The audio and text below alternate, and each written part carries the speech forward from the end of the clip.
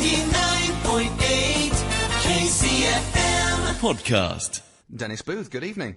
Good evening. It's great to talk to you. Thank you for coming on this evening. Let's start with that question then. As this series is about managers, did you want to be Hull City manager?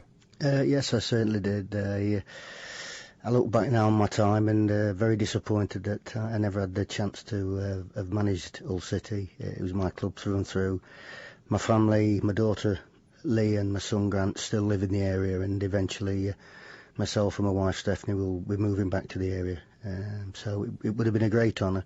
Whether I'd succeeded or not, I don't know, but I would certainly have loved the chance. We'll come to that as we get to it. We'll deal with this sort of chronologically. There's plenty of playing and coaching to look back on first. Now, you joined in 1980 after a successful career with Charlton and Blackpool, Lincoln and Watford. What sort of club did you join back then? It was a big club. I didn't really have to leave Watford.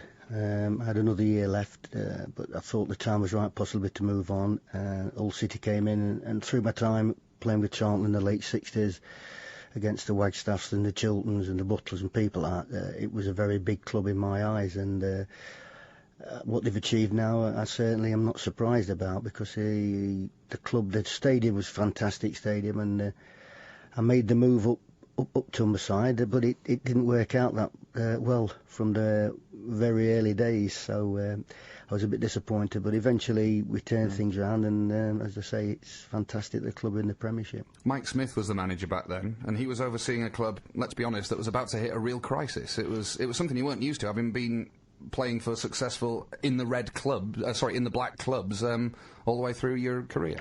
Yeah, it was a surprise. I didn't realise. I think we only had a year, and I believe the receiver came in, if I remember rightly, after that year, and a lot of the players, we could leave the club if we could get sorted out with other teams. I remember Gordon Taylor coming in and talking to us and saying that the situation wasn't as bad as we thought, and then we held another meeting about 3 days later, and he came in and said the situation is as bad as we thought, and we were all up to go and move on. I remember speaking to a couple of clubs on Brian Marwood's behalf. There was Derby County, Sheffield Wednesday, and one or two clubs, and I actually took Brian myself to meet the managers, because, as I say, we're all up for grabs, if you like, and it was a traumatic time, but we stuck together. A lot of the players, I think, in the end, we started taking cuts in bonuses and things like that to try and keep certain players on. So around about that time, it was we probably grew together as a football club with a bunch of players. It was collective responsibility, wasn't it? Because, I mean, we've had a lot of the lads from that era on the programme. Gareth Roberts has been on, Peter Skipper, Brian Marwood, you mentioned, he's been on.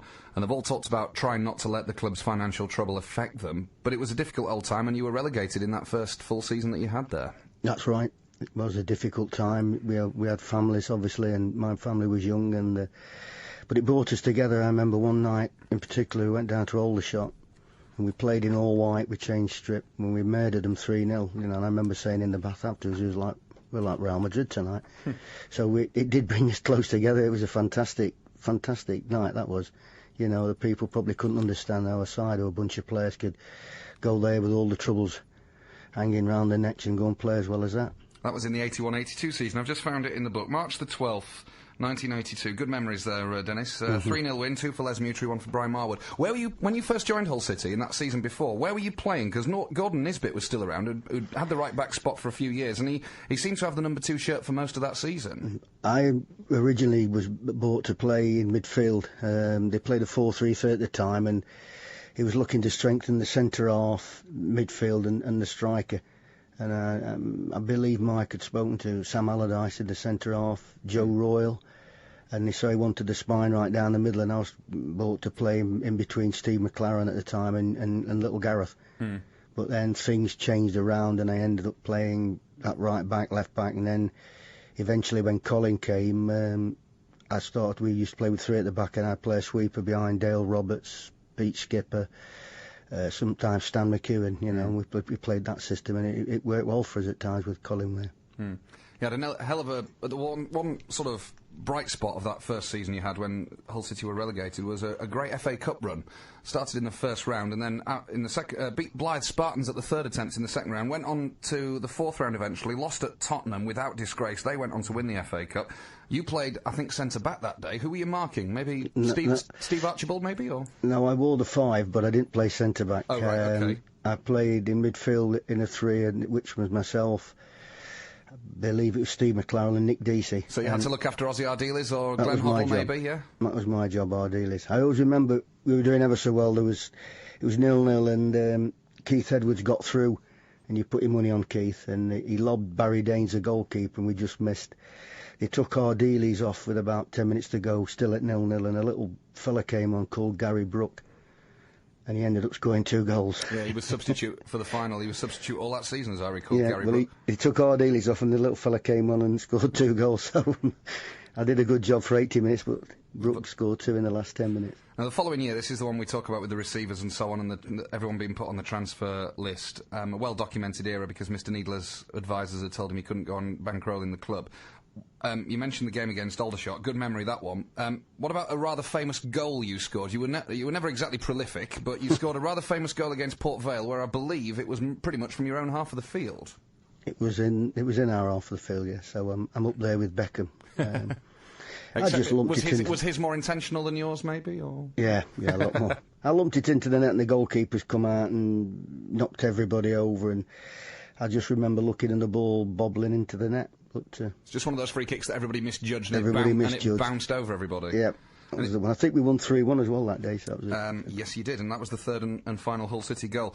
For the record, your other goal was the same season, a clincher against Sheffield United earlier that season, 2-1 win at Boothby Park. Do you happen to remember that one? Yeah. Because it's the only other one, so go on, give us it all. I don't know what I was doing up there. I was playing left back at the time, and the little winger, I think his name was a boy named Neville, and then as he's coming across, I can sense that he's going to, having been an ex-striker in my young days, I could sense he was going to try and chest the ball back to the goalie, so I just gambled on it, and he did chest it back, but it didn't get there, and I put it into the top corner, and I think Keith scored a goal second half when he broke away and bent one in from about 25 yards.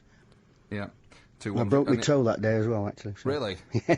Well, you played in the next game, so I suggest that it wasn't. It was the sort of injury that you obviously was able to put a bandage round and carry on. Well, it was my little toe, and you can't do much about it. You just strap it together, and I think I wore a size boot bigger than I normally did, so I was all right. When that season, 81-82, that troublesome season, I mean, it was a nice bit of collective responsibility again, not only that you, as you've talked about, took the wage cuts and everything else and the bonus cuts, but you finished 8th, so it was sort of reminiscent of a more recent season when the gates were locked at Boothby Park and Brian Little still took the side into the playoffs. But did you get towards the end of that season wondering if there was going to be a club to come back to? Yeah, I was always wondering about when you've gone through something like that. It's, as I say, it's a very worrying time, and if you're just on your own, you're okay. But when you've got a wife and family to look after, which most of us had, it was a worrying time. It was a very uncertain time for Hull City and for the players and everyone concerned. And before Don Robinson came in with his rescue package, the money was raised by selling Mick Horswell and Nick Deasy, and Mike Smith lost his job as manager. Were you sad to see Mike Smith go? Yeah, I like Mike. I had a lot of time for Mike. He was a gentleman.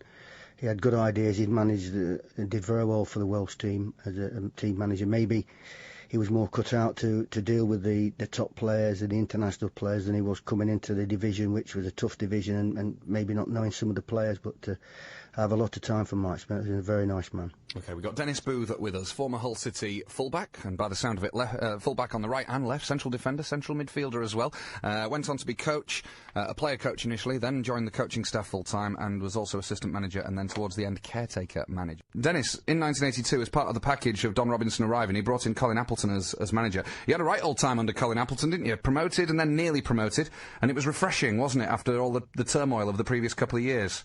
Yeah, it certainly was. I remember speaking to Don because I just left Watford, and he wanted to brighten the strip up a little bit, and I told him that while we played at Watford, and that's why he introduced the red into that strip at that time. Mm-hmm. I remember fans remember that we played in red socks, and he just wanted to brighten it up. And I'd already played with Colin at Charlton when I was a young boy, so I knew about Colin, and it was a super time because what the town and what the people of Hull City had gone through and the players, it was wonderful to be winning football matches again. You were still a fully fledged player at this point, although I would say 82-83, that promotion season, was probably your last sort of full season, for want of a better expression, as a player. Did you already know at this stage that a coaching future was ahead of you? No, when I was younger, I didn't really want to go into it. But as I got older, I thought, well, there's a lot of people do. You know, I enjoy this. I would like to think I could pass some things on and be of an help to younger players or other players, and that's when I decided to do it. Before then, and I got the opportunity through Don Robinson, and I'll always be very grateful for him at that. What about a coaching job? I mean, were you hoping to... Had you sort of settled in at Hull enough at this point to hope that when you did go into coaching, because let's face it, you were 33, 34 years old, that you'd be able to stick around in the city of Hull rather than have to sort of uproot and go somewhere else again? Well, if I would have done if that had been the case, but it never did arise. You know, as I say, I more or less came to the finish, and it was Don, after Colin had left, that wanted me to stay on and look after the reserve team and carry on playing, and then Brian Horton came in, so I carried on playing as, if you like, player manager of the reserves, and I thoroughly enjoyed it, and that's how it started, and you know, I've loved every minute of it. You played just 13 games in 1984 when City failed to go up on goals scored. It wasn't even goal difference, it was goals scored. And then onto the coaching staff you went under Brian Horton. That 1984 season, briefly, I mean, we've talked to the other guys who were involved that day about the heartache that was involved. How do you weren't on the pitch by then? You'd had a spell in the side midway through the season, but you were winding your playing career down. What was your view of it from the sideline? Well, I was on the radio. Oh, really? Yeah, I was doing the radio commentary, and we needed to win 3-0 at Burnley. Indeed. And we all travelled over together. I sat upstairs doing the radio or the commentary, and we were 2-0 up at half time, and there was no way in this world I couldn't see us beating Burnley.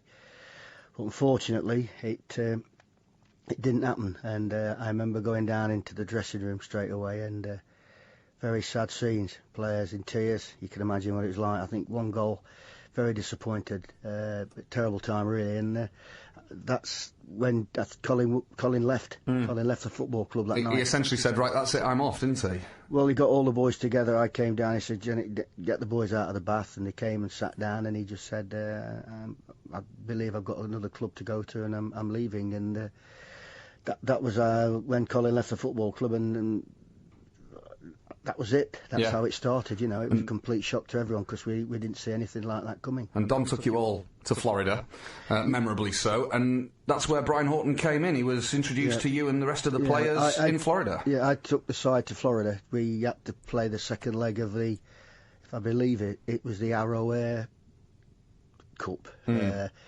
We beat them 3-1 or 3-0 at Boothby Park.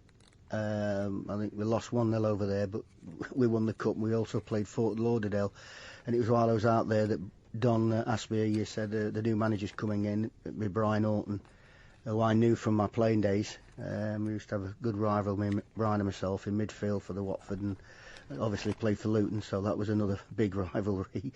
And Brian came out there, and he just watched the training, joined in, sat down, discussed the players. I picked the side for the game against Tampa Bay, and we went from there. I'm looking at a copy of a photograph of the programme from that day. City game against the Tampa Bay Rowdies at the Tampa Stadium. There's also a famous photograph of all the lads in their training gear, wearing bowler hats and holding umbrellas as they walk down the main street at Disneyland. Yeah, that was Don's idea of the English gentleman. It wasn't very comfortable, though, and the lads weren't very pleased. At the end of the day, I think they'd given the umbrellas and everything away. You're on there looking very smooth in your brolly, with your brolly and your bowler. Yeah, I give it away later on, then. As you mentioned, you knew Brian Horton well from, well, let's face it, Watford-Luton was a grudge match in your careers. When he was at Luton, you were at Watford. Now, initially, when you went onto the coaching staff, what were your duties? Was Brian a coaching manager, or did he leave the training sessions to you, like a lot of managers do with their first-team coaches? No, Brian, we all joined in together. Chris was there as well, Chris Chilton. Indeed, yes. So we all did it together, and then I would take the reserves away and either play whichever we thought might be right. If we got a young side, we'd probably go into somewhere like Middlesbrough. You know, I'd probably play at the back and talk them or coach them through that. So that was good. That was good coaching for people. But then as you get older, sometimes you find that maybe you're holding someone back, another player that needs to play. So sometimes we used to step out of it, but it worked pretty well for us because we ended up getting promotion. I think the reserves won promotion, and I think one of the minor sides did. So we had triple promotion. So it was a very good year. Your last appearance for Hull City was that season. You came on as a sub, September the 1st, 1984, against Bournemouth, a 3-0 win. You came on for Billy Askew, and that was in the second game of the season, and we never saw you in a Hull City shirt again. No, that was it. I think the following, we won 3-0, didn't we? And I think I may have been sub the week after at Bolton. I'm not sure. Well, I haven't got the record book I have only gives subs if they were used, Yeah, and well, it certainly was against Bolton away though, a 0-0 draw. Yeah, I was sub, but I didn't get on. Okay, that was about it. So, as you said, instant success in terms of promotion back to the second tier that you just missed on out by a single goal the previous year. A really satisfying time for a brand new and fairly inexperienced management team. Yes, really, yeah. I mean, Brian, he got the job with Colin leaving, and it's sometimes difficult when you get he's coming to a side that had finished nearly top of the league, which is unusual for a new manager coming in. Usually they come in because things have gone wrong and they've been struggling. So he took over a very good side, but we still had to get the players promoted because really, if he hadn't done, I suppose a lot of people could have said he's failed. But we did it, and it was a very good side. A very good side. And you had new blood in it to work with. I mean, in came in that first season Jobson and Williams. The next season, 85-86, would see Frank Bunn and Gary Parker join as well. And the best finish that season of recent memory until the season we've just had, of course, when you finished 6th in the second tier. Yeah, that's right. I remember saying to Brian the year we'd gone up, I said, we'll finish in the top 8 this season. And we finished 6th. Also, I mean, we had big Billy Whitehurst and Frankie Bunn, who at that time really did frighten the life out of defenders, and we got Askew, we got skill, we got everything in the side, and obviously today we would have been in a playoff position. So it was a fantastic season, and I really enjoyed it. I was going to say, it strikes me that mid-80s period, those first 2 seasons, certainly with Brian Horton, was the most fun that you personally had at Hull City.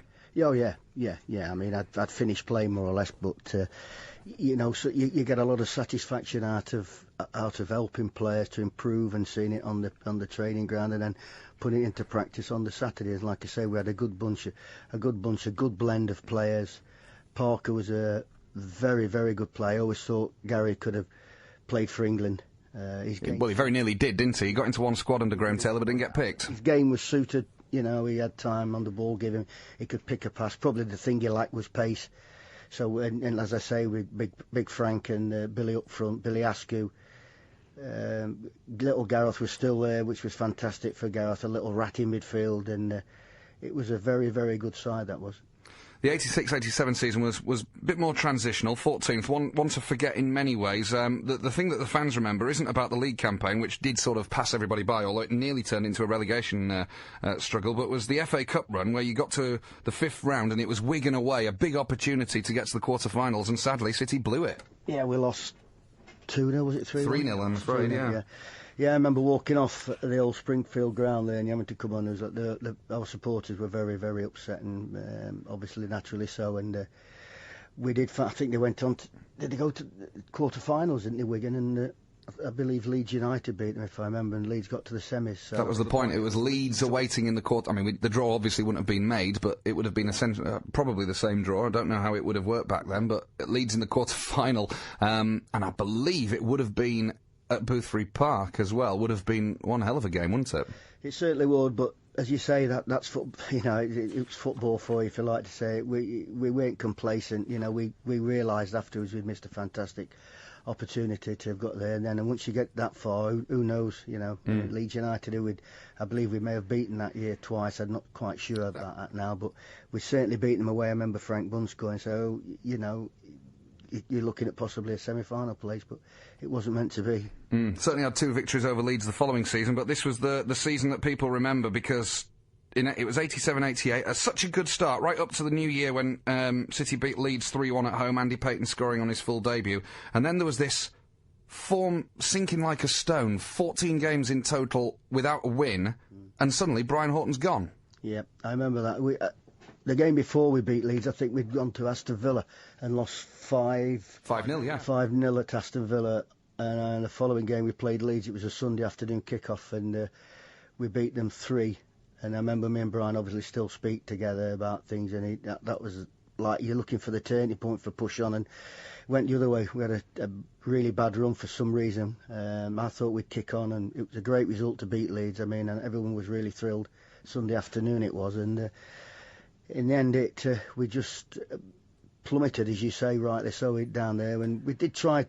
We weren't ever going to go down, and we started to bring in the likes of Jenks, Les Taylor, is it Les Thompson, Nicky Brown, Neil Buckley all came in at this point as well. We started to bring some of these players in and have a look at them, because we were safe from relegation, and the last game for Brian came in a 4-1 defeat at home to Swindon Town. Now, Brian's been on this programme and talked about that particular day. He says he said to you on the morning of that game, or before that game, if we lose this, I reckon I'm out, and you disagreed with him, but that's pretty much what happened. Yeah, I didn't think he could, not what he'd done and what we were trying to do, because we had made it clear really that we'd dropped out of it. We weren't going to get promotion, we weren't going to get relegated. It was a chance for us to have a look at some of these players, and that's what I thought. Well, people are aware of that now. Not that you don't want to win football matches, of course we do, but it was to give these players a chance that went on to further their careers at Hull City. So I was very shocked that night when it all happened. Indeed. What are your memories of that? Because we've all got these wonderful images in our mind of the game finishing, Brian Horton being summoned by Don Robinson and being told straight away he's being relieved of his duties, and then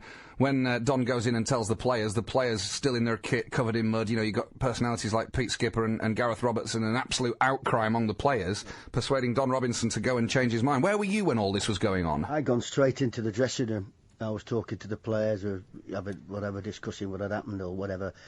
I didn't see Brian. I didn't know where Brian had gone. I didn't see what had happened. And then someone came in, I think it was the chairman, and said, there was the chairman, Brian's just sacked. No, what he said, Brian's left the football club. And we all turned around. I think it was Skip said, was he been sacked? And the chairman sort of, didn't know what to say yes. We didn't know. We'd left the football club. I didn't know they resigned. And he said, yes, he has. I have. He's been sacked. And one or two of the players voiced their disapproval. Very strongly, yeah. Player power 20 years ago, Dennis. Yeah, well, I think players are, they were very upset, as we all were. I was totally shocked. I didn't see it coming at all. And we always think afterwards maybe Don, whether it was a gut reaction or not, I don't know. Only Don can answer that. But I do intend to ask him one day. I do intend to invite him on the programme and ask him about that. Yeah. Can I just ask you also on that subject, before we get to the fact that you took over as caretaker manager at this point? Of course, just as famously, Don Robinson relented after the likes of Peter Skipper had sort of stamped their feet a little bit about it, and went back to Brian Horton and offered him his job back, and of course Brian said no. The principals came out and also made the perfectly valid point that, you sack me this week, reinstate me next week. Who's to say after another defeat you might not sack me again? But when he was offered his job back, did you hope that Brian would say, yes, OK, I'll come back? And indeed, did you try and persuade him to? I didn't know he'd been offered the job back until later on. We was having a drink in the office, and he told me then. But I didn't say anything then. He'd made his mind up, so, it wasn't for me to say. But I didn't know he'd been offered it back. He told me, and he said, but I can't do that now. And that's the way it stayed. We stopped and had a drink with him, and he went back to, he lived in Ferriby, and I used to get his mail in the morning or whatever. I used to pick it up and just take it over to him in that way, and try and get on and running the football club as best I could with Tom.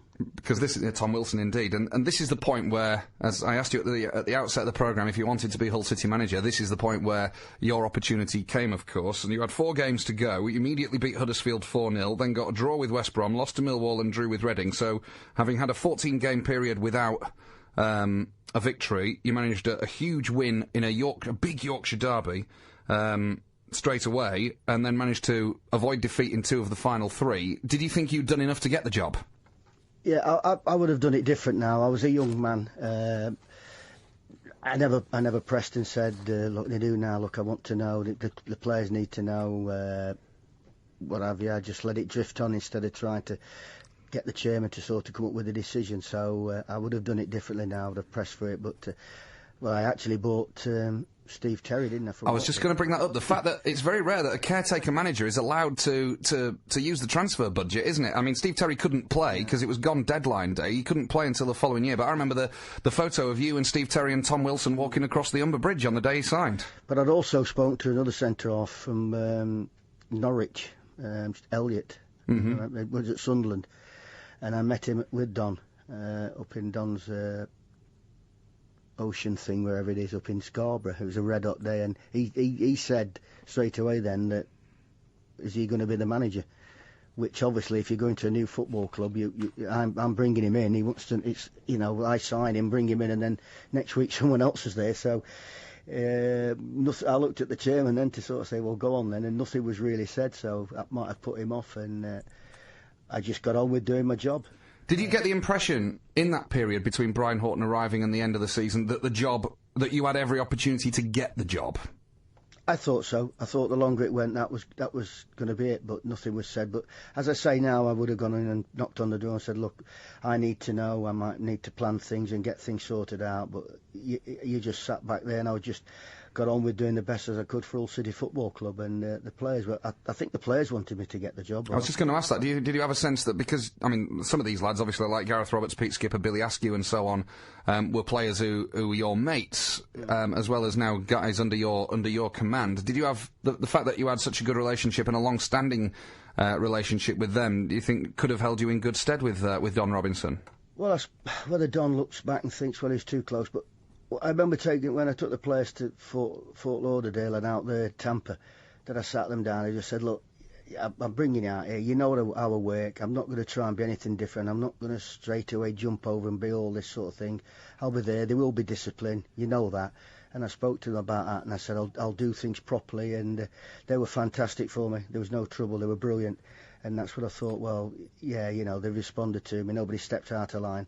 I was totally honest with them the way I was going to run the club, and I expected the same from them, and they did that for me, and I thought that would have gone in my favour. But there's only Don knows. I mean, I've never spoken to Don about it anyway afterwards, so only Don knows his reasons for not giving me the job. Dennis Booth is with us tonight on Sports Call, looking back at his time as player coach, assistant manager, and, as we've just alluded to, caretaker manager. Keep those calls, texts and emails coming. Quite a few people on text and email, and one or two on the telephone as well, Dennis, are remembering this goal against Port Vale. It must have been special. Well, from the halfway line, I mean, I didn't score many goals, so I think what had inspired me, as we came out, there'd be some, like a discotheque thing on at half-time. And there was some of these girls dancing in suspenders and things like that, which caught my eye as I went out. So maybe that had something to do with it. Okay. That's what my wife thinks, anyway. Did you just back on that subject before we come back to the serious stuff of working with Eddie Gray? Did you actually take the free kick and think, as it flew in the air, I've made a right pig's ear of that one, because it wasn't going anywhere near a Hull City player? No, it was just put into the box, and there was a few players jumping for the ball. I can't remember who they were now. It might have been possibly Big Bill. And if he was around, then, it was a worry for everyone. So, and I remember the goalkeeper coming as well, and there was just a big crowd of players, and everyone seemed to miss it, and I just saw it bobble into the net and turn round and saluted as if I'd scored and meant it. Fair enough. Pete Roberts has texted us. He says, can you ask Dennis what he thought of Richard Jobson? He said, we look at Michael Turner in the Hull City defence today, and most people seem to think he's the best we've had since Jobbo. Jobson, Richard... I decided to play Richard at right back. That's why I went for Steve Terry. I spoke to the chairman about it, because Richard had more than just being a centre-half. He was a strong running forward. In fact, when we played the three at the back, he scored lots of goals in this right wing-back role, if you like. And Jobbo was such an athlete, that's why I decided to play him there. And I thought Richard could have possibly gone on and got to the top. I thought I could see England at one time for Richard Jobson. But and again, he was like Parker, who got into an England squad but never got a game, unfortunately. That was after he'd gone to Oldham. But he was a very good all-round sportsman, as Richard, cricket and everything. But I certainly, that's why I say I played Steve Terry and Pete Skip at centre-half, and had Richard at right-back, and he got forward, and he was such a powerful player, a big right-back, and he'd come and get on the end of things from on that back post, and that was the reasoning. But rightly so, he's... one of the players I thought would possibly go on and play for England. Probably a little bit unfortunate he didn't get a cap. So we get to the point where Eddie Gray's got the job. When did you find out? How long did it take how long did it take for you to find out? And what was your reaction when you realised that you hadn't got it yourself? I believe I'd been away at Brian Marwood's. I think there'd been some football on. I'd been away at Brian's. I can't remember. Well, that was the year they won the league at Arsenal, so maybe it was something to do with that. I don't know, but carry on. Brian was at home, and I'd been to Brian's. I got home quite late. My wife drove back from Sheffield. Then the phone rang, which Don could ring at certain times. He could ring late at night or even 7:30 in the morning. The phone went, and I picked the phone. It said, "It's Don here." Yeah, we always called him Don, not the chairman. He said, "I've got some bad news for you." And I don't know what he said. "I've appointed Eddie Gray as manager." And I was quite stunned. What are you going to do? He said. I said, "Well, I'll see you in the morning." I put the phone down and I just said, Eddie Gray's been given the job. Did you think you were out at this point then? No, I didn't think I was out. He wanted me to stay. But I just said I'll come in the morning because I was quite taken aback, and my wife was obviously quite upset about it. I was really, because I thought, well, that's a chance of managing the club that I'd love so much, and so I was a little bit taken aback. But I went in on the next day, Monday morning, and I met Eddie, and the chairman sat me down, we talked things, and I stayed on with Eddie. Well, that's interesting, because normally when a new manager comes in, he brings his own coaching staff in with him, doesn't he? Whereas you're suggesting that it was Don Robinson who was making the decision about all the coaching staff, when in most cases, certainly, it's a new manager who then decides what to do with the coaches and who to bring in and who to get rid of. I suppose when he spoke to Eddie and offered him the job, he said that, Dennis will stay if he wants to do. So that probably was out of Eddie's hands, really. But I came in obviously disappointed, but then you have to get on with the job, don't you? And I got on with it and enjoyed working with Eddie Gray, who was a smashing fella. And even in training, one hell of a footballer. Oh, we've heard that story a few times as well. He was still the best player. You almost all of you trying to tempt him out of retirement to actually to play. Why don't you play again, Gaffer? Like, you know what I mean? He's a great player and a very genuine, nice man. It was a season of three things, 88-89. It was a very memorable season for an amazing FA Cup run, 2 record signings, and a quite, akin to the previous year, a quite staggering loss of form at the end. It happened, I think we were about 8th in the league, and we played Liverpool. We were leading 2-1 at half-time, and they were in trouble, and it was a top side. I know Kenny Dalglish was asked afterwards if he was bothered, and he said no, everything was okay, but I can assure you at half-time when they were 2-1 down, and Keith and Billy had scored, that they were worried, but they won the game 3-2, and I remember saying after as well, this is a sort of game now where if we can produce football like that against Liverpool, we'll kick on and a springboard. But having said that, we went 18 games, I believe, until we beat Portsmouth 2-1 at home. A game plummeted, and you just couldn't see that happening, but it did happen, and in the end, obviously, it cost Eddie and myself the job. It really stands out, that FA Cup run, what would have been otherwise a very mediocre season, and Eddie Gray is remembered, even though he only had a year in charge in the end, because of that cup run, and winning at Cardiff and Bradford away from home on both occasions to set up Liverpool at home. But do you look back at that now and think, actually, that probably did for us that season and did for Eddie Gray, rather than actually had short-term benefit, of course. You filled Boothby Park for Liverpool and got a few extra quid in, but long-term, it probably did some damage, didn't it? Possibly. But we're in the business to win football matches, and as I say, who knows if we'd have beaten Liverpool, whether we'd have had the same reaction or not. I don't know, but we lost the game. But I still thought then, I looked at the players we had, I thought, hey, we can be in the top half of the division without a doubt. But again, sometimes you can't put your finger on it, and 18 games for that side was wrong. But in the end, like I say, I didn't think we'd get the sack.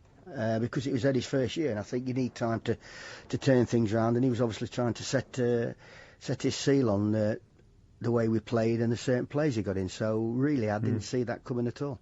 On the day of the Liverpool game, I'm guessing that your job as a second-in-command might have been to try and calm the nerves a little bit of some of the younger players, because you had Wayne Jacobs, you also had Andy Payton, and also Neil Buckley, who were all 19, 20 years of age, and all suddenly about to play the biggest game of their lives, with next to no league experience between them. I just think sometimes when you're a youngster like that, you don't have any fear because you probably don't really understand the circumstances, and that can work in your favour. We're just so excited to be playing Liverpool at Boothby Park with the likes of Barnes and Aldridge and all these people. It was fantastic. So like everyone, we were very excited and wanted to bring the game on, and I was a bit worried that we wouldn't have performed as well as we did and got overall, but we didn't. We did actually the opposite. We played really well, and as I say, at 2-1 down at half time, I could see us pulling it off, but they're top class players now.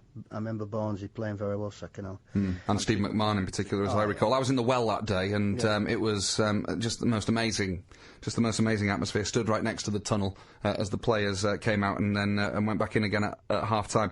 On Boxing Day that season, Boxing Day '88, a couple of months before Liverpool, you played Bradford at home. Got a 1-1 draw, Andy Payton scored, and then a couple of days later we pick up our Hull Daily Mails and find that Tony Norman's been sold. Now, this was a hell of a shock, and I know that Ian Hesford, another goalkeeper, came in and we got Big Billy's return as a result. But as someone like you, who'd seen the influence and the ability that Tony Norman had shown over 8 amazing years, he'd had that long period of not missing a single game in any competition, did you disapprove of the move, and was your opinion asked for about it? We knew that there'd been clubs in for Tony. I was away actually in Bermuda. I took the side out to Bermuda for about 10 days while I was away, but I was informed with Eddie. We knew Sunderland, and obviously it was a chance for Tony Norman to go to a big club, and Tony was sold, and we got SE and Big Billy back, which was a real boost, seeing Big Billy Whitehair's come back to this football club. And I think it's a great move for Tony Norman anyway. We couldn't really stand in his way, but I was aware of what was going on as I was over in Bermuda, so when I came back, Ian Hesford and Big Billy were back in. Billy was back at the club. Eddie Gray also that season paid a record fee for Ian McParland, and then within a couple of days trumped it by shelling out $200,000 for Peter Swan, which stayed Hull City's record signing for a good few years. These were big signings and big names as well. Well, that's right. I suppose that was one of the things, if looking back, the chairman, he'd had some money to spend, probably more than Brian, and it didn't work out, so that was probably one of the reasons, but Swanee certainly did well for us. He could play centre forward as well. He was quite a versatile player. And Charlie McParland, as we call him, he was a good acquisition, but things didn't work out. But I still think, possibly looking back, that if he'd spent that money and he was allowed to do that, then he should have possibly, even though we finished about 5th from bottom, would have, as I say, I was shocked that Eddie left the football club, and I did as well, because I thought, well, we're just changing things around, if you like, and he was trying to put his mark on the football side, which in the end he didn't have time to do that. Sadly, that season, Eddie Gray also bought somebody who I still think has had got more short-term abuse from supporters than any other player in my 20 years of following the club, and that was John Moore. John came from Rochdale, Geordie. I like John. He was an honest player. He gave everything, and you said he did get some stick. And it was I was stood on Bunkers Hill that season, and oh my word, some of the stuff that was said. He only scored 1 goal in that opening 3 months. Then Eddie Gray just thought, "I'm taking you out the firing line," and never played for the club again. Yeah, I think it was a diving header, wasn't it? Unfortunately, it was a header that wasn't really his, and that's as I recall. It was Ken Dimanji's shot that kind of hit him on the side of the head. But I know what you're saying. Something like that. Yeah, John. I felt sorry for John. He came, and he just didn't fit into the side at all. But an honest player, and he worked hard, but he just wasn't to be, and that happens sometimes to players. You move on and you go to another club and he gets a bit of success, but he did get a lot of stick, did John, that year. I remember that very well. You've said you were surprised when Eddie Gray was relieved of his duties at the end of the season. Of course, you were relieved of yours at the same time. We'll come to that shortly, but given that you'd had this run of 1 win in 18 games at the end of the season, it was a 3-0 win over Plymouth. Richard Jobson scored from halfway, from edge of the box, as I recall. Did you actually fear for Eddie Gray, even if you didn't necessarily believe that it would actually happen? Did you fear for his future, given what Don had done to Brian the year before? No, I didn't, because, like I say, Brian had been there and we'd had a new manager, and you think, well, somewhere along the line, as I do believe now in football, people have to be left alone and given a certain amount of time to build football clubs. But in football, you don't seem to get that, and particularly now. So, I mean, you lose 4 or 5 games on the trot, wherever you are, you're under pressure. But you look at the clubs that have been stable, the manager's been there, and so I thought, well, it's not been a very good season. He's had a few bob to spend, but it'll certainly have at least another year. But so I couldn't see it coming. I mean, I don't like losing football matches, and it always concerns you when you do, but I couldn't see Eddie being sacked at the end of the season. Daniel Collins has texted. He asks, were you dismissed on exactly the same day as Eddie Gray, and were you, aside from being disappointed, were you also surprised that they didn't want to keep any continuity? Well, yeah, actually. I remember I was at a dinner Friday night in town, and someone came to me and said, I said, "Where's the gaffer?" And they said, someone said, it might have been Ken Norrie, the old groundsman, said, "Oh, the manager's left the ground at 4 o'clock this afternoon." I said, "Well, he told me I'll see you here." So then the bell started ringing, and I thought, something's happened here, because he definitely said to me, "I'll see you there later." Then it was end of the season due, and I thought, something's wrong here, you know, that he's not arrived. And then I started hearing little rumours in and around the room. So I went home about 10:30, and I said to the wife, I said, I think the manager's resigned. Little did I know he'd been sacked. She said, "What do you mean?" I said, "Well, he wasn't there tonight, and he said he'd meet me there." I said, "And someone said he left the ground about 4 o'clock, so something's happened. I think he may have resigned." And then it was cup final morning the next day, Liverpool and Everton. Everton, yeah, that's right. And I got a phone call about 8 o'clock in the morning. It was the chairman, and he told me Eddie had been relieved of his duties and that I was going as well. And the shock at that association with the club ending after 9 years and all those jobs that you'd had, and also given that maybe he was looking for a clean sweep, but then he brings back Colin Appleton. Mm. Yeah, It was getting rid of a bit of the past in you, but then bringing the past back with Colin. And of course, it's a very different club and a very different setup these days. By the time Colin gets back 5 years after he left. Yeah, I'd heard things that night, as I say, that Eddie had left. I wasn't quite sure because he hadn't rang me, and then I spoke to Eddie. I don't know. It was late on a Saturday. Eddie didn't know I'd been dismissed either, so he didn't know. He rang me, and I said, "Oh well, I've gone as well." He said, "I didn't know that." But again, Don's the only one who can answer why Colin came back. As I say, I knew. I was very disappointed. It's 9 years with the football club, and seeing what had happened right from the beginning, and then you come through the bad times, you win promotion. So I was a very disappointed and very hurt man on that Saturday morning. Yeah, I expect you were, yeah. OK, we've got a couple of minutes left. Just a couple of brief questions. Ian got in touch with us earlier. He didn't want to go on the air, but he wants to know if you remember doing a Brian Clough impression while you were on the pitch at Lincoln as part of the half-time entertainment when you were there. Yeah, I used to do Brian Clough impersonations with Big Sam and things, and also Tommy Cooper. I don't know why, because I got more laughs playing, so that's what I used to say. The referee asked me once to do one. We was playing at Sheffield United. It was a night Brian Marwood got sent off against Sheffield United, and Neil Midgley, who's unfortunately died now, he was a top referee, and I remember coming out at half time, and he says to me, do you Norman Wisdom, Dennis?" And I said, "I'm getting more laughs the way I'm playing without doing Norman Wisdom." I'm not gonna ask you to do the indignity of actually doing any of these impressions for us, and we've only got just under a minute to go, and I want to ask you one last question. It's quite poetic in the end, isn't it? I mean, you've had a great coaching career since Villa, Huddersfield, where you teamed up with Brian Horton again. You went to Forest. You're now a second in command, working with Greg Abbott, of course, at Carlisle, and you've seen Hull City's progress to the top flight at last, and Brian Horton's a big part of it. It's like 20 years ago almost never happened. You never know what can happen in this game. You never know what's going to happen. It's unbelievable. It's to remember that day when we were all singing in the bath at Aldershot, you know, and that's football, isn't it? Aldershot are in the conference and Hull City in the Premiership.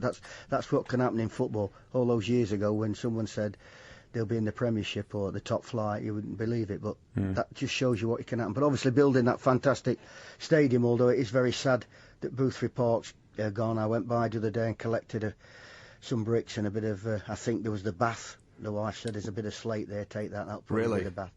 And it was sad. Just the memories, there's so many memories there. But with memories come great successes now, as we can see. And Dennis, we've run out of time. I could talk to you all evening. I'm sure the Hull City fans would like to hear more of your stories, but we have run out of time. It's been a joy to talk to you, and best of luck at Carlisle, and we hope to see you at the KC soon sometime. Thank you, Matthew. It's a pleasure, and good luck to the Tigers this season as well. Thank you very much, Dennis. Dennis Booth with us tonight on Sports Call. We're back on Monday because it's Super League Live tomorrow.